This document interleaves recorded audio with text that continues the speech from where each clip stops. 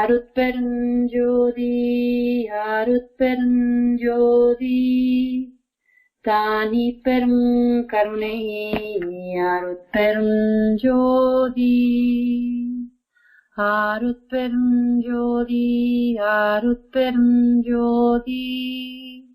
தானி பெரும் கருணை அருட்பெருஞ்சோதி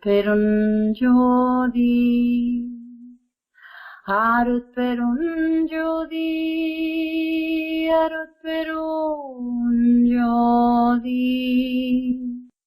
தானி பெரும் கருணை அருட்பெருஞ்சோதி.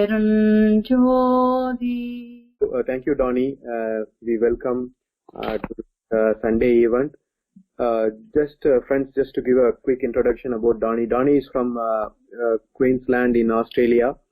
He is married with actually 7 kids, and his last baby he has named as Jothi. He was working as a jeweler before, but he's currently doing his paintings. He spends his time in devotion, and he's an ardent follower of Valal Peruman. He's a vegan, and he's looking forward to reach to all of us, and he's so excited. This conference has been reconnected. He was talking to us, and he put the messages. But indeed, we have a very noble soul with us today, who looks forward for a deathless life, and he's in search for the truth, which is great. So we welcome Donnie Paull from Australia to participate in this event, and also give a talk on seek the Jothi within ourselves. So we really appreciate you asking me to come along to this conference. It's been a really good experience for me to be with association, the people of Valala. I like to express my feelings about the Jothi the best I can through my own experiences and through what I've learnt. My first experience with the Jothi was about 1992, and I had no idea what it was. It's just something that I had put myself into this position because I at that time I was just starting to be a vegetarian then, and I had let myself go. I let go of everything that I had feelings with and put my whole experience and existence in God's hands. And at that time, I literally experienced the Jothi, and I wasn't even aware of what it was. It wasn't until I went to Bangalore and witnessed it again, and then understood exactly what it was. I knew the Jothi was a part of God or God itself, but I still didn't fully understand until I went to Bangalore. How I understand the Jothi, it has a different concept with the form and the formless God. I conceive it myself as a formless, totally formless God. The actual recognition of the Jothi to me is God itself. It's not something like God's light or something else. It is just God. In the formless factor, this is how I conceive it.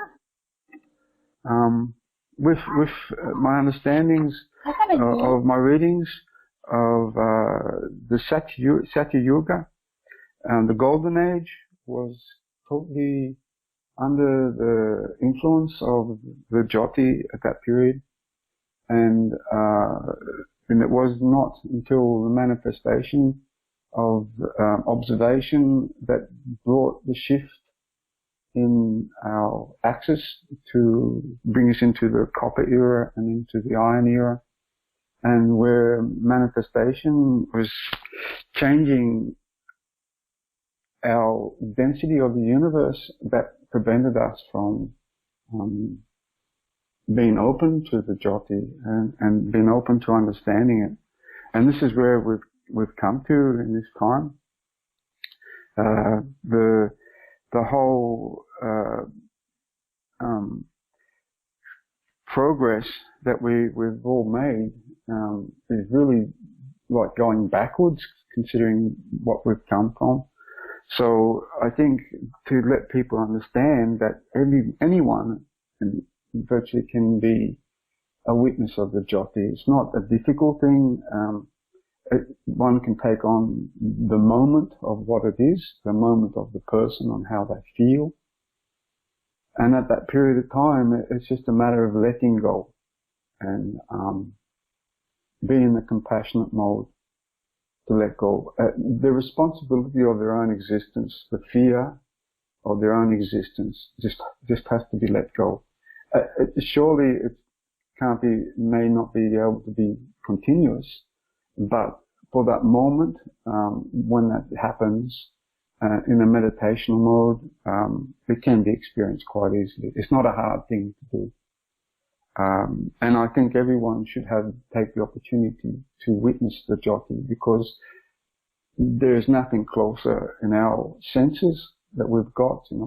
Our senses take up much of our time and our thoughts and our mind and our desire for these senses. Once we let go of these desire for these senses, then we get a chance to witness our Atman connected to the ether, to the Jothi.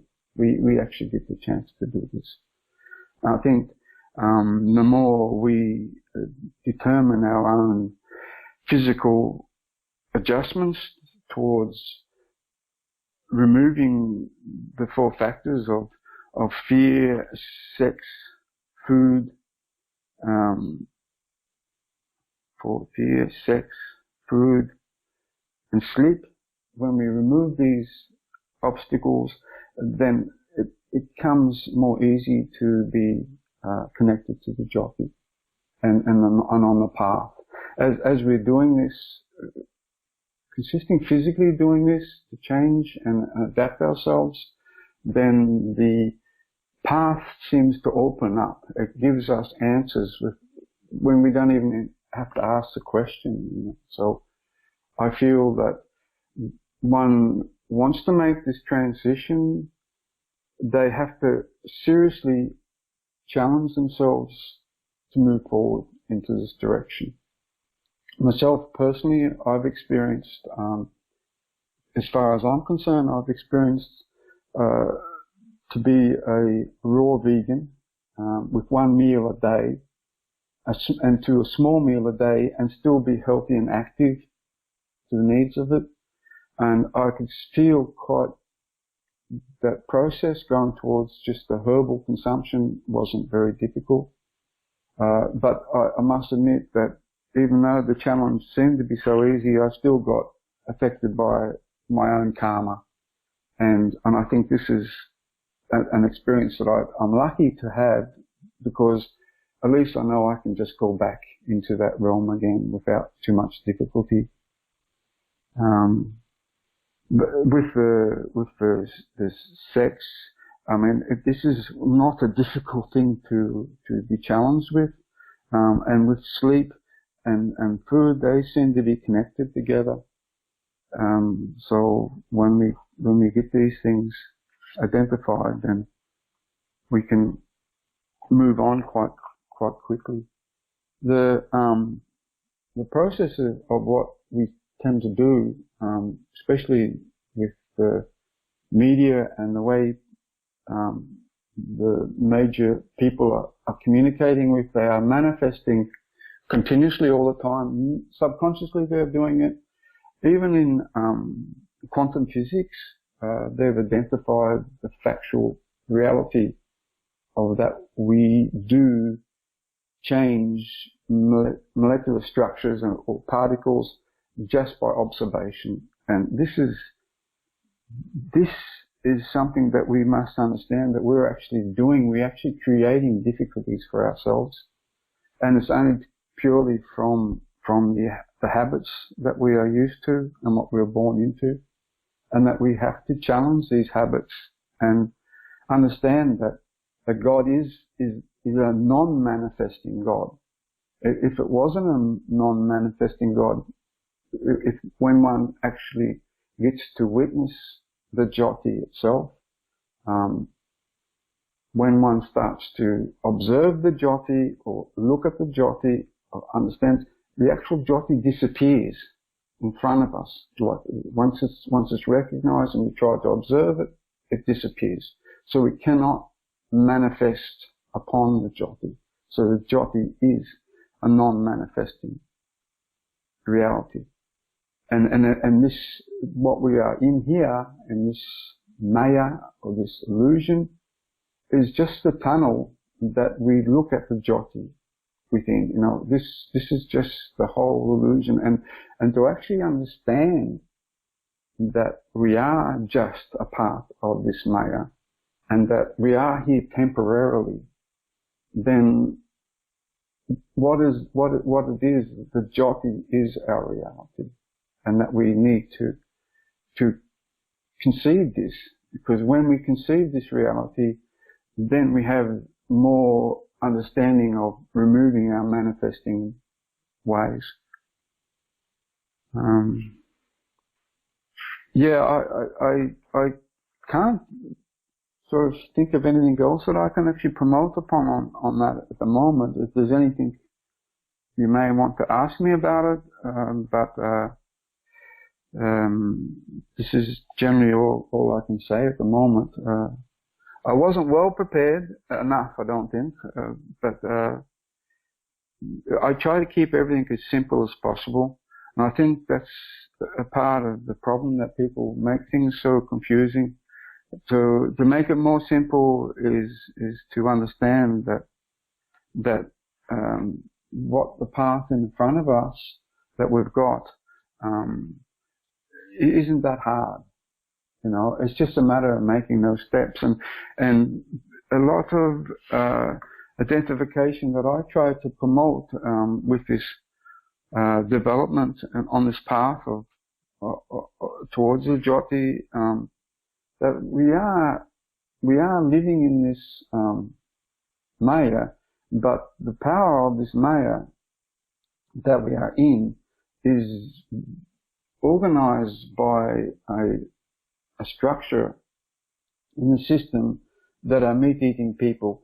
And I know that they are no different than anyone else, but the trouble is they are limited by their own spiritual awareness. If they were more advanced, and naturally they would move on away from the animal consumption. And I also feel that if even with the vegetarian processes, if one wants to, because in this modern era, if one wants to move forward, there is still the advantages that we need to approach this, because the meat-eating power of this planet is running towards 10 billion people in 2035. And there's going to be a lot of control factors coming along with this, and it's like 16 years away. And this is something that we have to understand with the Taipusans that we're having regularly. And I've actually been told that in 2020, the Taipusan that is coming up, the similarities of what Ramalinga went through in 1874 is nearly exactly the same one that is happening in 2020. And I think that the Vala devotees should take advantage of this and try to step forward and in themselves and connect more and move forward out and understanding out of the systematic roles that we all tend to be in, and help one another to grasp the transition as quick as we can, because it is that time. We are for me personally, we are at the end of the Kali Yuga period, And because we're at the end of the Kali Yuga period, all these events are going to get upon us if we don't take on these instructions that Valhalla has left us. And this is the main processes that we should. As a jeweler, I did a watchmaking apprenticeship. In the watchmaking apprenticeship, I studied time for over 40 years. I studied time for over 40 years. And to understand time is to recognize that the movement of the atoms, the movement of the molecular structures, this is just time itself. In the Jothi, time does not exist. And it's not something that we have to be tormented by, because we can have this freedom within ourselves if we understand that reality as well.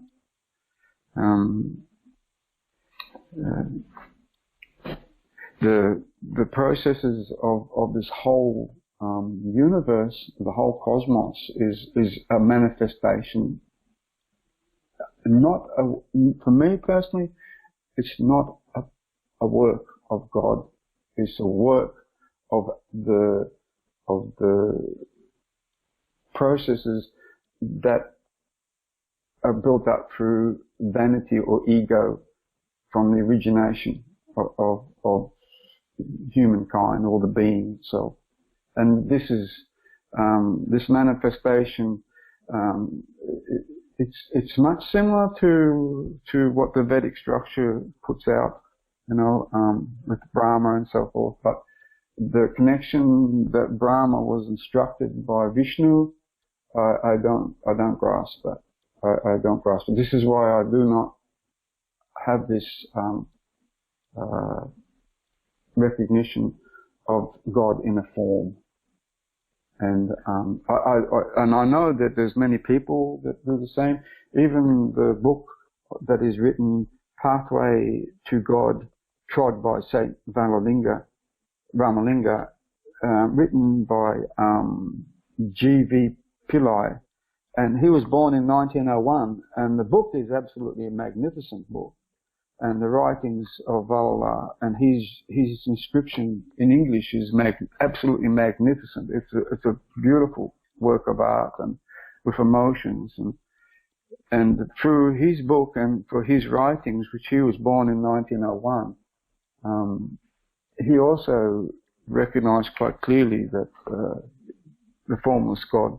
So it's not something that is new. It's a very ancient understanding. So I think with people that are caught up in their plateau of their own spiritual progress, I think that for them themselves, if they change their physical habits just a little bit, if they keep chipping at these physical habits, then eventually they will find that they will get more answers.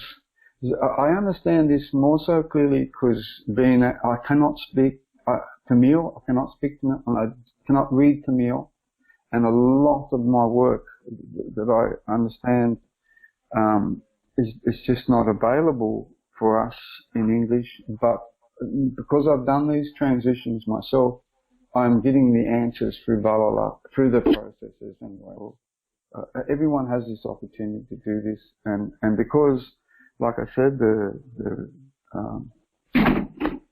meat-eating system is going into heavy control within the next 15 years, and maybe well and truly within the next 5 years.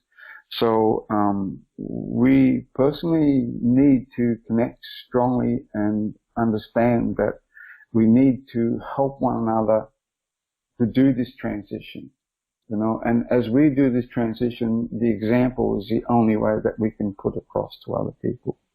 I've met a lot of people that are vegans and vegetarians and of different religious groups, but when it comes across to explain them to them the deathless body, they cannot conceive it. They still cannot conceive the reality of it.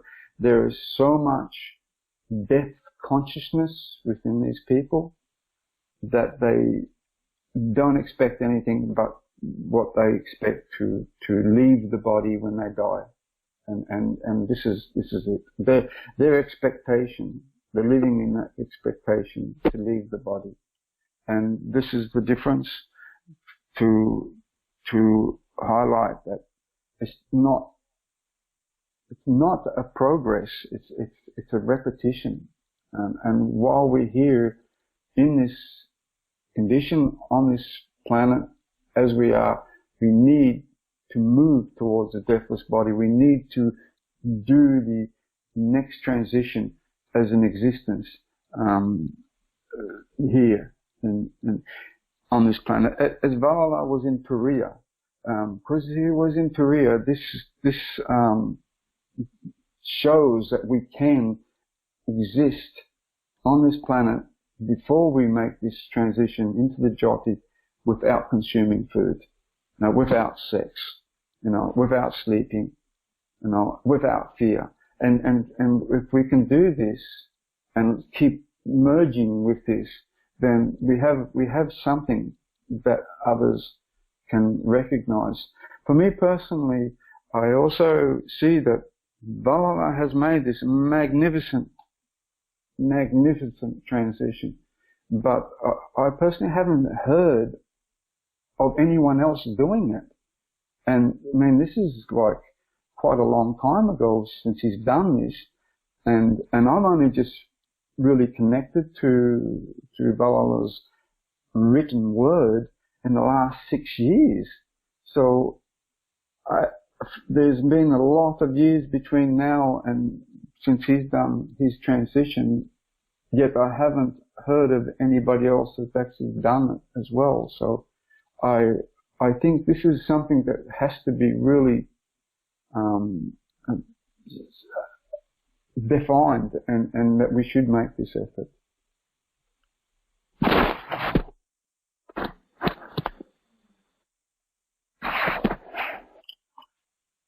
Yeah, that's about. If there's any questions, that's fine. But that's about all I can say, I think. Donnie, thank you so much. Probably we can ask you more questions. That way you can help us to understand them.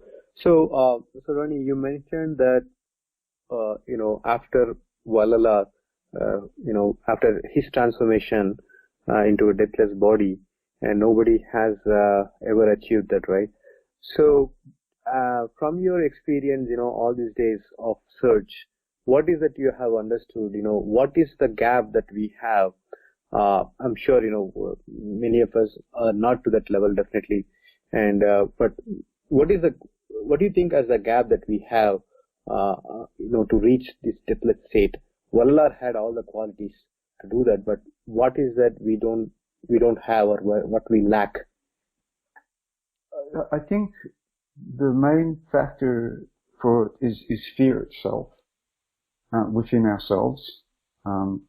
They're pretty basic, and because fear is the head title of it all, I think within ourselves we have to have more faith in our own direction. That we are not sheep, because people tend to look for someone else to give them the answers, yet the answers are already within themselves. This is something that people should conceive more, that people are working so long periods of time, and they've got families, and all they can get is a relay from someone else to tell them what has happened. This is what happened when they first wrote down the Vedic structure, because this is what happened back then, because it wasn't written down for such a long time. And then they wrote it down for this reason, the same reason that we have computers, but it's already inside of us. And that practice is also needed to be done with the physical efforts that we do, and consumption is one of the major factors. For example, I mean, because compassion is a main role, and I have to be pretty fair about this, because there's a lot of vegetarians out there, and there's a lot of vegetarian, Tamil people. There's a lot of vegetarian, and I do not believe that they were always vegetarian as far as the history of humanity. We come from non-consumers, and then we will go into leaf and fruit. But the cattle, the cows, the food from the cows is another subconscious effect on our mind. And because people are consuming it, they don't feel it. So we have to make this effort to actually change. For the children, the babies, the people that are unwell, sure, I can understand this. But in this era, in this period of time, there is so much availability that we do not have to consume this way, and we still get the same nutritions. And this also changes the whole concept of that individual. And while they're working or doing whatever they're doing, it gives them more time. It's like, for example, one who smokes a cigarette, they smoke a cigarette once or twice a day, and it takes out, half an hour or an hour of their day. It's the same thing when we consume the wrong foods, or the foods that are actually influencing our consciousness or our subconsciousness. It's the same thing. So if we're going to free ourselves a little bit more, we have to actually make an effort to change things within ourselves. So the fear factor comes down. That fear factor. And we are not, if we want to separate ourselves from the animal consciousness, then we have to stop consuming the animal foods and be a part of it. We have to lift this up. And that way it'll lift us up in many other different ways. So yes, I think this is a prominent thing that should be considered strongly towards this direction. We're in a different era. In this period now, the cattle that, even when Valhalla was there, they brought the cow around the streets, and they brought the calf, and the dairy cow would give milk to the calf that was in front of it. So the energy that was coming out of that cow was quite high, because it's giving milk to the calf. And people were drinking.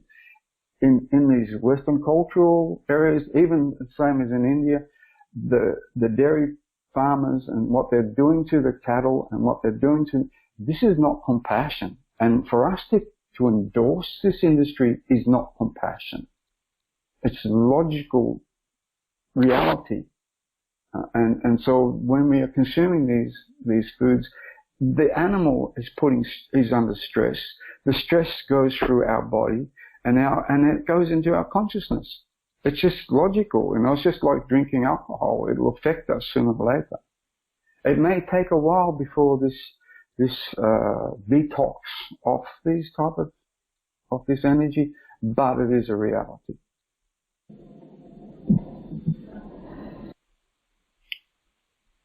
Okay, so now we understand. We understood two things. One is about the fear factor, and second one is the food that we consume. So I think food we consume probably we may be able to control a lot when compared to the fear. How do we become fearless? I mean, definitely, me as a person, I do have a lot of fear, in life, about the future, how it is going to be, and so on, what is going to happen to me, and so forth. I understand, you said you have to have faith, and devotion on, what you're thinking, let's say about Tarut Perum or Valalar. But practically, how do we become fearless? One or the other, something comes up and, that occupies the mind, and definitely there is fear. I'm sure many of my friends would also be in the same state. So, can you give us some thoughts about this? One of the main connections that is connected to fear is sex itself. The thought, not the actual act. The thought is connected to fear. This is a strong fear connection, and it's still an act for a majority of people. There is a sort of like a defensive action. When it's defensive, it actually projects the fear as well. So the sex and fear go hand in hand. So if sex is within our thoughts, I mean, it's not easy to be a celibate and then say, I've been celibate for 3 years, but I still don't feel the ambrosia hitting the back of my tongue. Why isn't this not happening? Because the person is still thinking about it. It's still promoting this through their thoughts, and their energy is still going to the base of their body. And as long as that thoughts are still there, it will still promote the fear because they're not moving forward. And this is a yogic practice that we can all do as well. The population of this planet is 7 billion people. The existence of people think in a relationship that the sex is a major factor that they have to live by, especially in marriage couples and so forth. This is wrong. This is endorsed. It's endorsed through the meat eating factor. It's not even endorsed through, it's an animal progress, and it wasn't even existing in the golden period, and it didn't even exist then. So it's been brought on. It's a physical thing. And for us to conquer the thoughts of sex alone will remove at least 50% or over 50% of the actions of fear.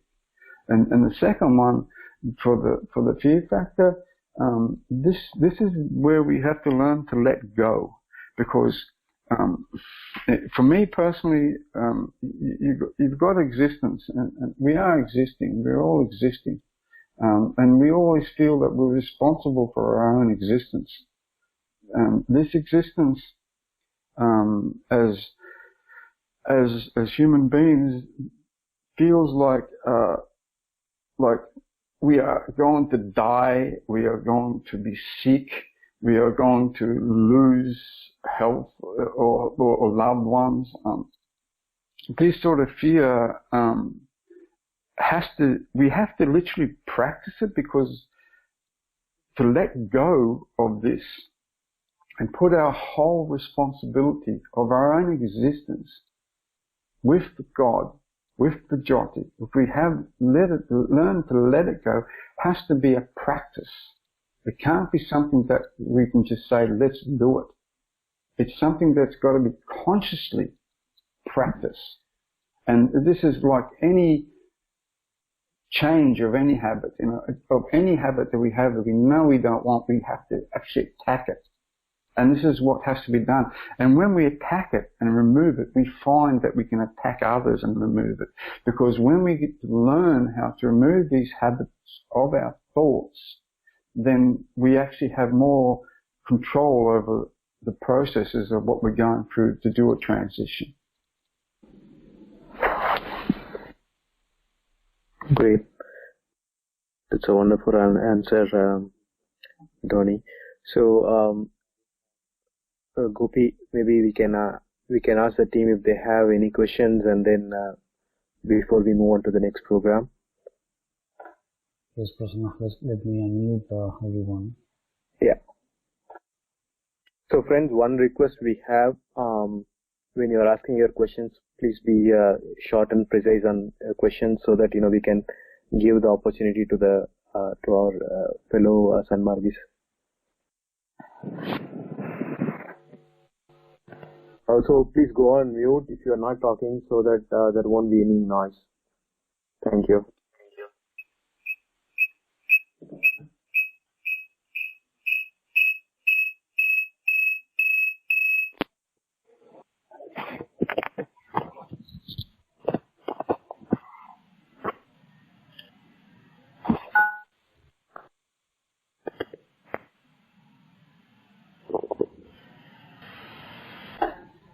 Donnie, this is Gopi.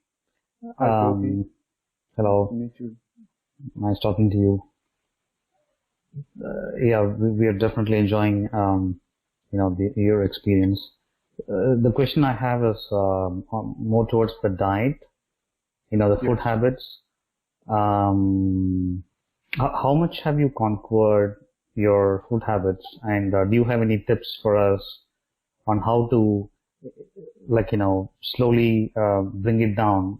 I think initially you said, one meal per day keeps you active and healthy.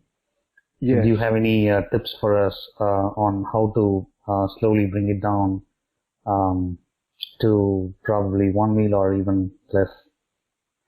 I think my first rule was, if you can't afford it, don't eat it. And if it's not good food, and you can't afford it, don't eat anything else.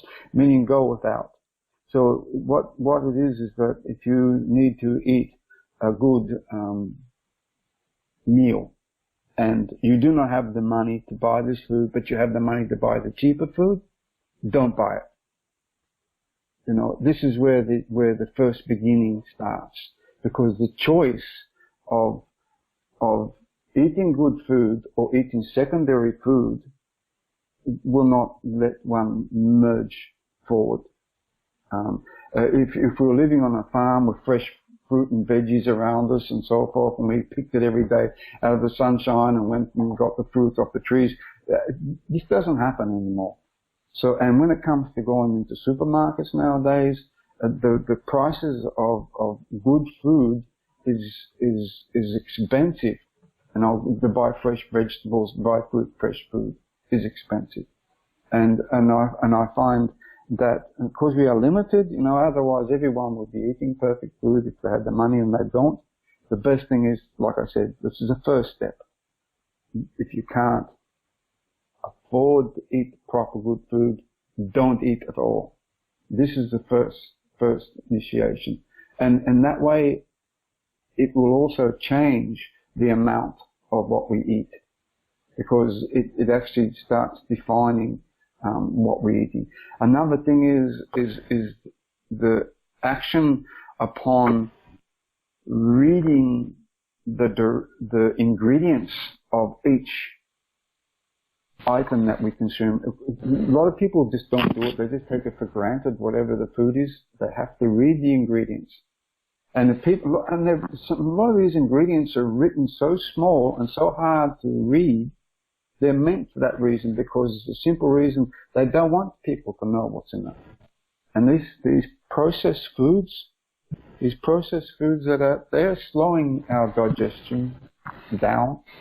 And because it's slowing our digestion down, it's also affecting our consciousness and our subconsciousness. It removes that clarity. And that clarity is what we need. We need that clarity to give our answers. We need those insights. We need these insights. If we don't have these insights, then we are lost again. We're going back into the roles. The insights come without us expectation. And this is part of that clarity. Moving those processed foods is a major thing. Moving those foods that are secondary. This is the first another process. When we tend to go in this, the body has to actually do a transition. And the transition isn't instant. The mind says, I can do this, but the body is like a wave that's following behind the thought. So we have to wait until that wave catches up to our thought. It may take 2 weeks, it may take 6 months, but it still has to be tackled this way before it happens.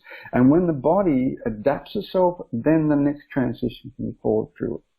And this goes into people being educated to what the correct foods are to be consumed. I mean, naturally, for anyone to go into a vegan mode, for instance, first it feels like a fast. because you're fasting off something. And there's a lot of education and habits that have to be changed. But one cannot change these habits unless they actually, like I said, consciously tackle them.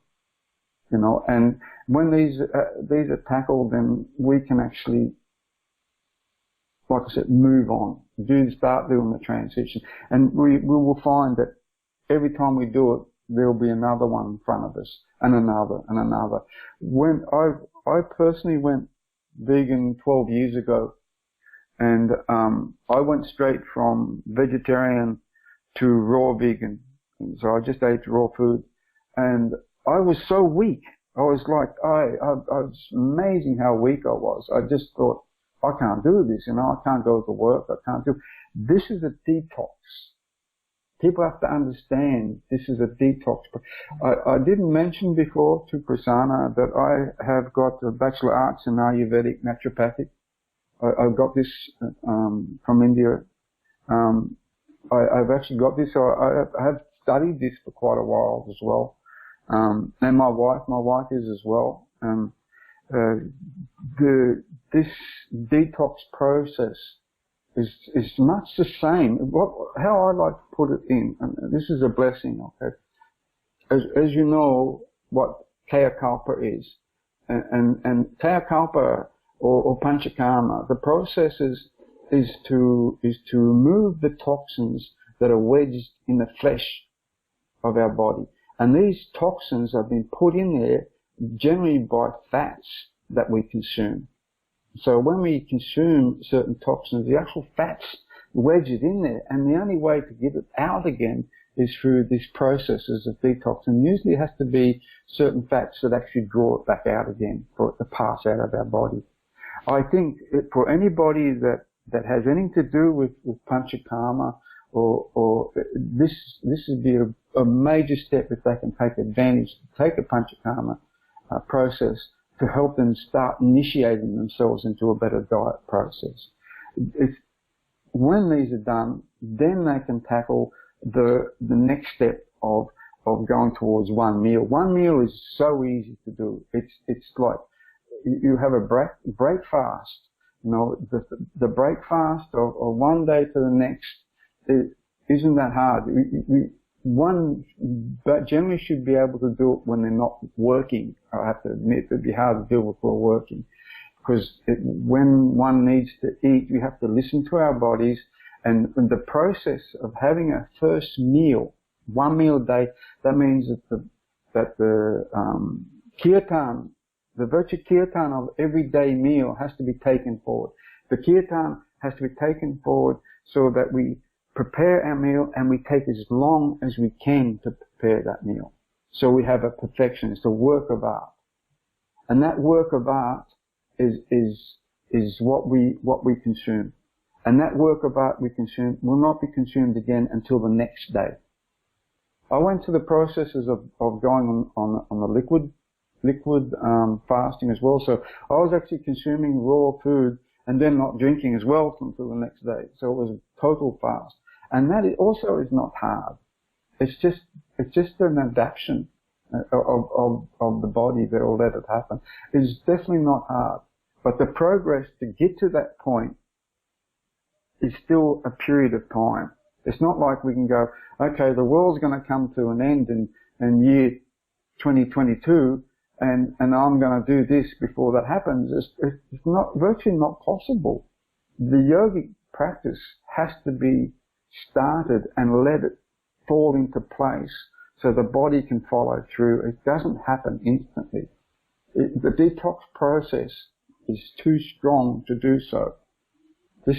I actually promote this because why I'm promoting this time value, because like I said, I studied time. I studied the path of the progress through the biblical writings, the Jewish writings, which actually said, the Jewish writings said their God gave them the right to eat the flesh off a soul.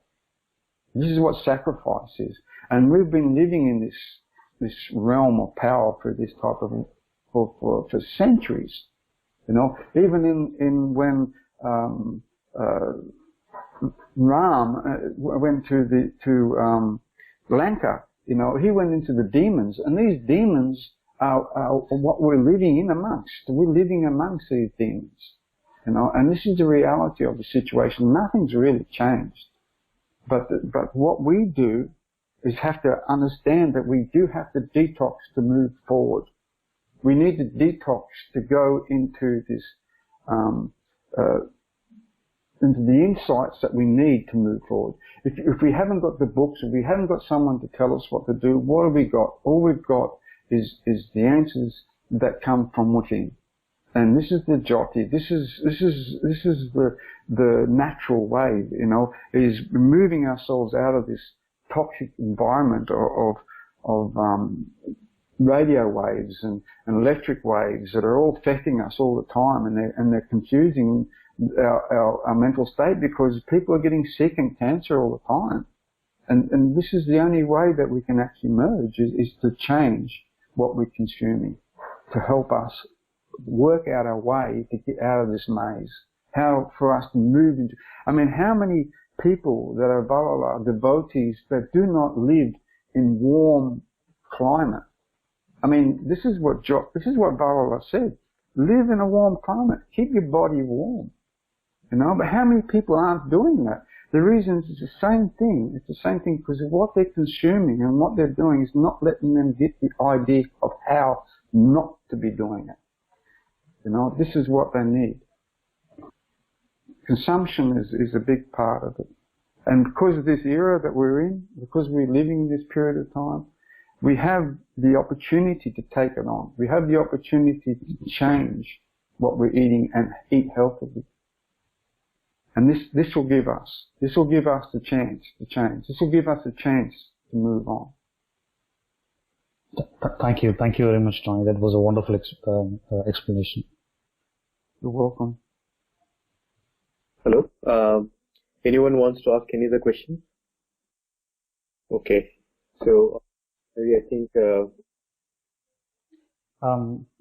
Just this is Gopi again. Just one more question about the detox process that you were sharing. So did you experience this tiredness when you initially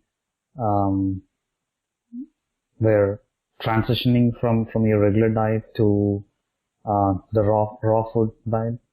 100%. And you're saying like the tiredness is because of the body is undergoing the detox process? Yeah, and also we give a karma effect too, because this is what affected me the last time I was in that process.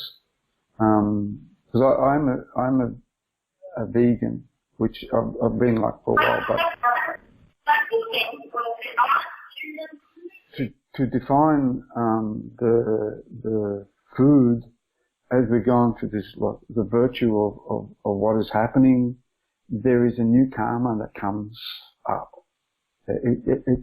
Everyone's different, of course, and that's if it breaks the pattern of that detoxing process, that is fine. But one must try to get back on the horse again, as they say. You know, one should just get back on it again and merge on. Like I said, it's virtually like giving up cigarettes. Oh yeah, I've stopped smoking cigarettes. No, I've been smoking for 10 years, but I want to have one more cigarette. But I stopped 1 month ago. I'll have a smoke now, and you've broken it. Oh, now I feel like another one. So it's the same sort of thing with the detox program. There are alternative suggestions with herbal help with the detox process, but like I said before, the panchakarma. I don't know. There should be more available panchakarma in the United States than what there is in Australia. I know the cost of panchakarma in Tamil is very low, compared to anywhere else, and they do a better job, of course. But that is a quick treatment to remove that the toxins that we develop, and helps us to get onto that development. But I would not suggest anybody to do panchakarma if they're going to go onto vegan unless they do their own research on what they're going to consume beforehand. In other words, when we consume food, especially with Tamil people that consume vegetarian food, it's just look at the ingredients the cooked food and say, oh look, I'm putting ghee in there. Well, why do we need to eat ghee?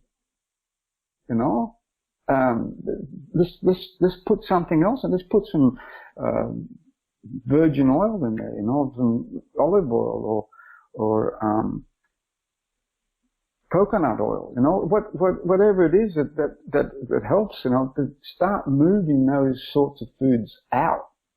Don't put them in the cupboards. If you've got a baby in there that may need the food, that's different. But for an adult, we're not babies anymore, We can actually live without these animal products. And this is just, what I'm saying, just a slight example of what the transition is. It's just a part, but we can't make any transition unless we make those efforts. It's not just about talking about it. It's not just about praying. It's not just about saying, singing Arupam Jothi all day. It's about what we physically do. The consciousness, the actual consciousness of what we're attacking. And yes, if we do consume, if you do go into vegan food, there is a detox process, and you do get tired, and you do get these sort of things. It can last up to about 2 weeks, I'd imagine, but it does happen. But it goes, it moves, it just disappears, Once you get tired, many people might even suffer from headaches, whatever it may be, due to their constitution, I think that's worthwhile if they're really, depending on the age of the person and of the constitution of the person, I think that should be taken an advantage, because naturally different people have to go through different processes to merge, and if they want, and if they're working and they need this energy for working, then it's worthwhile finding out what constitution am I, am I Vata, what is it, the constitution that I have, and at least you know what you're up against when you're coming forward into that. And also the progress of slowing down the detox program, because myself personally, the only detox I actually had was when I was going from, effects that I had was when I went from vegetarian to raw vegan, which is pretty extreme. I think that if one was to go from vegetarian into cooked vegan process, the odds are very, very low that they'll have any effects from a detox process. It'd be a slower one that they wouldn't even know, it would be slower, it would be drawn out and they wouldn't even notice it. But the detox is such an advantage, especially with people who are sick, the ones that are sick, they can actually go, adults can actually go right into a strong detox program, and when they get sick, that is a good sign that they are actually doing something about their health, because it's removing the toxic dangers that they've got inside them. And it's a good warning. I've heard of people getting, like tumors coming out of their body just because they've changed their diet. So this is just a good example of what detoxing can do to certain people, and their health. Like I said, it's all down to the age and the condition and the constitution. Thank you, Donnie.